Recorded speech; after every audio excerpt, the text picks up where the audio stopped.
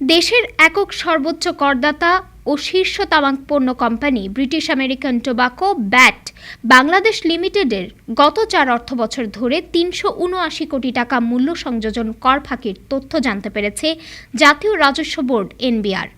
এনবিআরের এক অনুসন্ধান চলাকালে বৃহৎ করদাতা ইউনিট এলটিইউ ভ্যাট উদ্ঘাটন করে যে রাজস্ব কর্তৃপক্ষকে না জানিয়ে উচ্চ মূল্যে সিগারেট বিক্রি করে এবং সেই অনুযায়ী কর না দিয়ে আইন ভঙ্গ করেছে প্রতিষ্ঠানটি।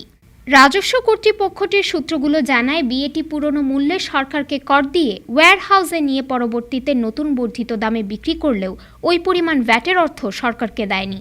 এনবিআর কোনো অর্থবছরে সিগারেটের যে দাম নির্ধারণ করে দেয়, পণ্য গুদামে নেওয়ার পূর্বে সেই হারে কর পরিশোধ করে বিএটি। তবে এক অর্থবছরের বাজেট ঘোষণার আগে কর দেওয়া পণ্য মজুত করে আরেক অর্থবছরে অর্থাৎ বাজেট ঘোষণার পরে ডিলার বা পরিবেশকদের কাছে উচ্চ মূল্যে বিক্রি করছে, সে অনুযায়ী কর না দিয়েই।